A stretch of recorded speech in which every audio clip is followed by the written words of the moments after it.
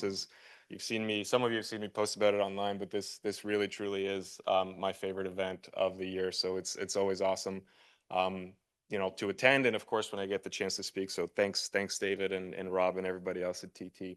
And when Dave reached out, he had a really great topic suggestion, which was kind of talking about the trends in AEC technology. So before I get into that, just a little bit of introduction.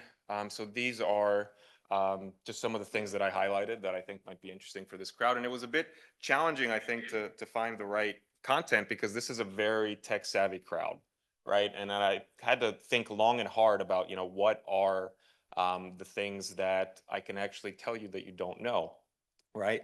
And the first one, it's like no surprise, right? One of the things we're going to talk about is AI.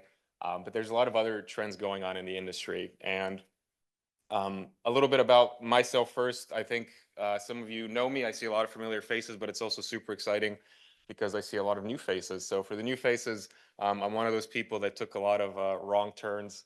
I wouldn't call them wrong, but I studied architecture, master's, undergraduate and graduate, and I had honestly the honor to work at some really fantastic firms like here in Timberlake. I worked at the research team there with some fantastic people like Christopher Connick, Ryan Welch. That really kind of helped me, turn those wrong turns into right turns. And then I moved on to NBBJ. And fun fact, I actually met Nate Holland and Mark Seep, the people that brought me there. I met them at this event back in 2017 that Dimitri was showing some photos from, and I'm still salty that we didn't win that year. But nevertheless, I met Nate and Mark and joined NBBJ. Mark broke my heart shortly afterwards. He left for Gensler, but I did what any good mentee would do afterwards, and I stole his job. And afterwards, I again got some fantastic experience working with Nate, working with just a bunch of really talented computational designers at NBBJ. I joined Enscape, and that was prior to the merger with Chaos. So today I'm responsible for what we call solutions for designers. As the name would suggest, these are our products that target the design audience, right? Because we have a fair number of stuff that target the artists, not just in Hollywood, but also architectural visualization.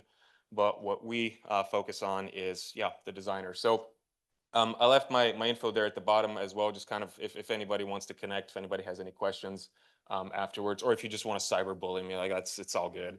I don't check Twitter so much these days. All right. A little bit about the content. So again, it was a challenge to figure out what can I tell these people that they don't already know. So I decided to start by asking some of the very bright folks in our company, because I think a lot of us here have a solid public presence. Some of us, like Andrew, has more of a cult following than just a public presence. Well deserved, don't get me wrong, but you probably don't know these folks. But I wanted to get like a really kind of 360 view of what they see, right? So left to right, we've got Dan Ring. He's leading our AI teams. Vlado Koilazov, you might know him. He's one of the co-founders of Chaos. Absolutely brilliant engineer, and he's currently our chief innovation officer as well at Chaos. Misha Sergeyev, CTO. I think the title kind of speaks for itself. And then last but not least, Chris Radovsky, who's our director of software development for Enscape. And he's actually here this week judging the hackathon. So be sure to poke his brain. And there's a lot of other sources too, because I think one of the privileges that we have of being such a large company with so many millions of customers globally is that we have a lot of information that I wanted to kind of reflect here for you. And I can't show you charts and graphs, can't give you concrete numbers for obvious confidentiality reasons, but I did kind of want to let you know that I try to condense as much as possible of those observations into this to kind of show you a picture from a very maybe different perspective, right? Something that's a bit different than no offense, like a McKinsey slide or what have you. So, all right. First, let's get into AI. And so pretty recently, we did a survey with about, I think it's 1,200 architects. And I know we've got a lot of multidisciplinary folks in this room, but the survey was focused on architects. Like I gotta be upfront about that. But we kind of asked them, our customers and potential customers, what do you see? What do you see that's going on? So I'm not a huge fan of reading out text from a slide for you, but at a high level, here are some of their results. And the next couple of slides here are gonna get into some more of the findings from what we showed them. And Of course, I mean, no big surprises, right? This has been a big trend in the industry for quite a long time. So it's not surprising that people see it as something that has a major potential to impact their day-to-day work. And when we ask them, like, what are you actually doing with this as well? And here again, I have to be honest. There might be a little bit of bias because everybody kind of knows this for visualization. So that might have something to do with why the top use cases are all image based, right? Maybe, maybe not. But at the bottom, we did also recognize that there is a trend, an emerging trend in yeah, having more use cases than just on the image side. But nevertheless, I mean, if for those of you watching the market right now, I'm sure that you would probably agree that this is continuing, right? AI in the realm of visuals is getting more and more powerful, getting more and more used, even to the point where it's starting to worry some of our clients out in Hollywood, and they're starting to ask the question, well, you know, at what point do we have to consider replacing a real physical, tangible production studio with something that an AI can output, especially even at the quality that it is today, right? All right, so what are the challenges? Well, again, it's probably not too much of a surprise, but this is what people flag. So lack of suitable training, integration isn't tight enough. And I think we kind of see that to this day. I mean, something like ChatGPT is a perfect example, right? It's a great tool. It's a fantastic tool. It kind of like lives in its own world, right? And there are companies out there that are integrating it into stuff. But for the average person, whatever average means, but for the average consumer, it's still just kind of like this thing that lives in the web, and you have to somehow feed it something from somewhere, but it's not integrated and super easy to use with whatever you're working with. And of course, there's the ethical concerns. And architects have always been, I think, and I say this positively, I think we've been always acutely aware of our impact and the impact of what we do and how we do it to the world around us. So no surprise, 74% of the responders see this as a concern, see it as a risk, and not something that's unavoidable, but something that, you know, has to be, you have to think about it. And if you're providing AI solutions, you have to have an answer to this question, because this question will come up apparently from up to 74%. That's almost 3/4 of your potential users, right? All right, next slide. So what, in terms of the AI use, we asked them, where do you see the most impact? Where do you see the most application potential? Exactly. And this is no surprise, right? But I used to tell this to folks still when I was leading the design computation team at NBBJ. It's like, no architect wants you to replace them as a creative. They want you to help them automate, get rid of the busy work, right? But nobody wants you to replace them as a designer. It's completely understandable, right? Um, okay, so in terms of macro trends, going away past the survey, I think we see some interesting things from a market perspective as well. Is that there is significant investment in AI, but there is also a bit of kind of a reckoning, for lack of a better word. Is that I think a lot of companies out there are waking up might be too strong of a word, but they're asking the question, there's all this hype, we're putting in all this money, what do we get out of it, right? And you know, Dimitri kind of said it pretty well when he was up on the stage earlier. You have a lot of people that are like, well, I have all this data, I want to do AI to it. Like, what does that mean and why, right? And I think a lot of companies and business leaders that have kind of been sold this vision and the dream, they're now asking that question. It's like, okay, well, wait, how do we actually generate business value? And I think it's a fair question. I think there is business value to be had. Don't get me wrong. I'm not downplaying the technology here. It's just that companies are asking for some proof, or not just, maybe proof is even too strong, but just some reasoning, some value proposition. Why do I want to deploy this? Why do I want to work this way?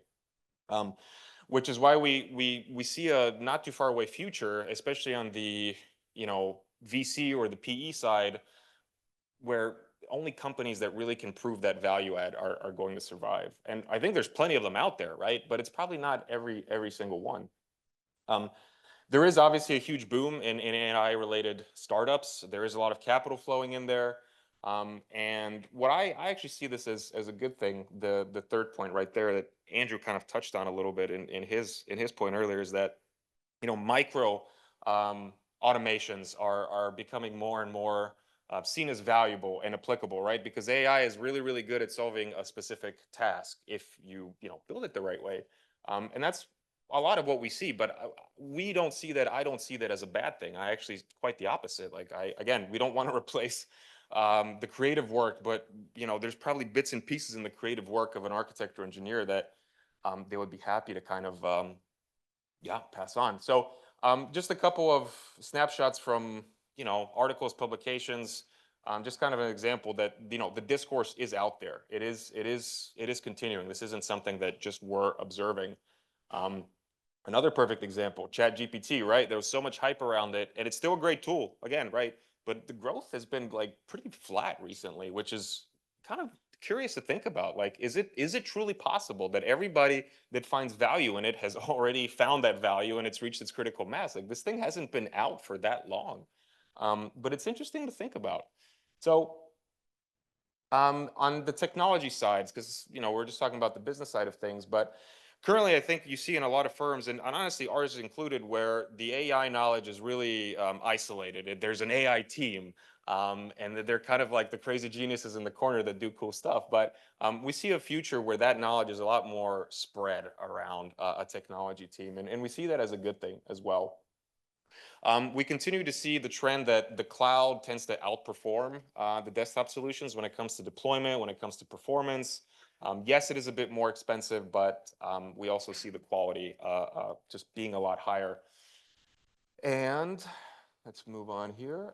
A couple of other interesting statistics that I found online here to support this. I believe this is from Postman. Postman, you all probably know Postman, but there's been such massive increases in the traffic from AI related APIs, and I think that's absolutely no surprise, especially combined with kind of our anecdotal observation that the cloud remains kind of the dominant vehicle for delivering these solutions for a number of reasons.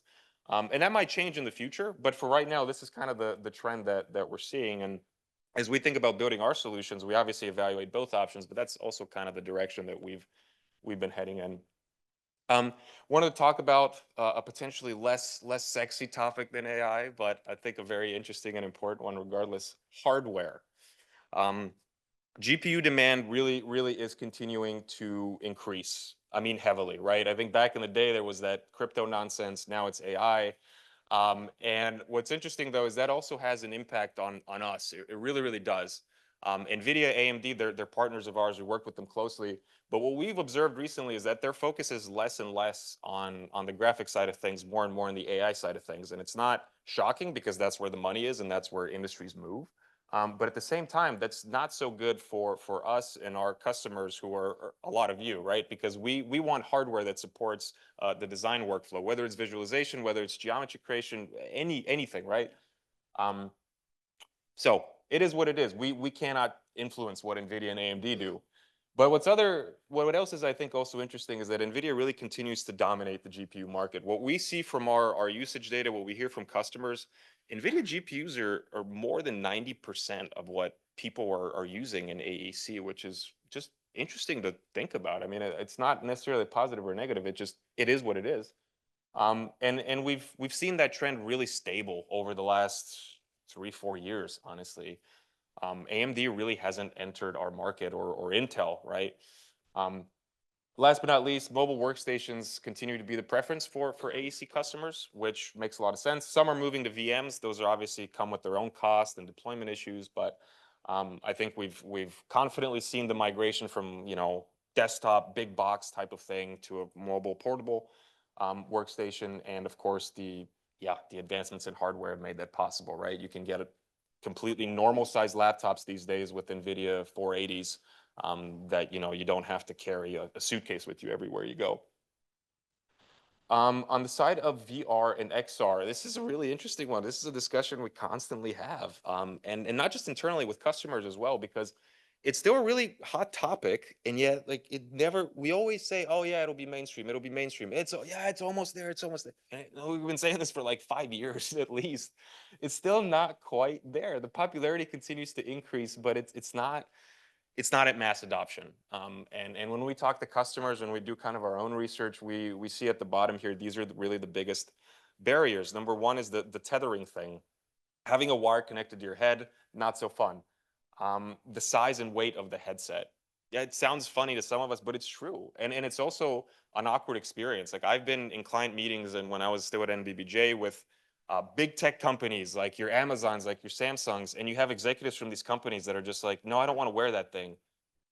They feel awkward, right? Like it's just uncomfortable. Like if you can get them alone in a comfortable space where they don't feel like their colleagues are going to laugh at them and they put the thing on, they're like, whoa, this is amazing, but they'll never do it in a public setting.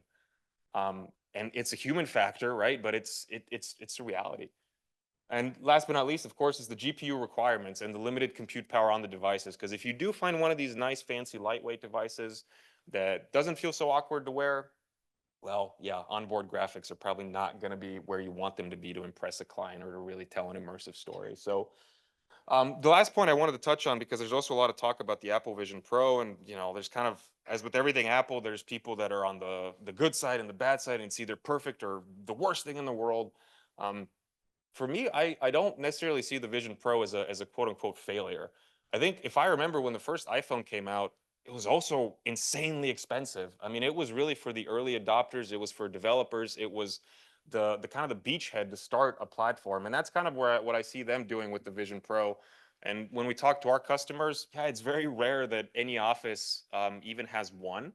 There are some people that are experimenting with it, but I think our take on this is like give it time, right? Give it time, and it very well could be that in 3 to 4 years this thing really finds its fit and it reaches maturity and it does become more mainstream. But the fact that a company, that a B2C company the size of Apple with the footprint of Apple is investing in this, I think is a pretty powerful statement, right? Because we're all here in a professional setting. We work for professional firms, but having something so popular in the mass market greatly accelerates the adoption of it in business as well. It just makes it more normalized. On the visualization side, so everybody is continuing to move to real time. Very rarely do we get people asking for anything offline again, anything CPU based. Not so much. Everybody wants everything real time, fast as possible.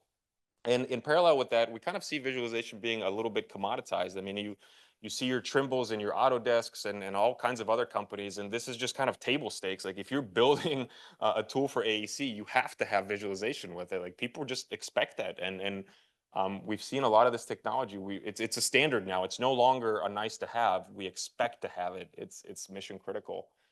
And the last one I highlighted here is AI visualization is following the same pattern of growth, but at an insanely accelerated pace. Because when I remember when something like Enscape came out, it was still, the adoption curve took a while before we reached this point of what I would call the beginnings of commoditization. Whereas with AI visualization, like again, there's products out there that they're already just kind of delivering this for free or almost as table stakes. Like you kind of have to have it. And it's really interesting to see just how quickly that curve has happened. It's really interesting. But all right, I'm close to time. I just wanted to say thanks again to everybody. And if you have any questions or you want to chat about any of this afterwards, don't hesitate to reach out.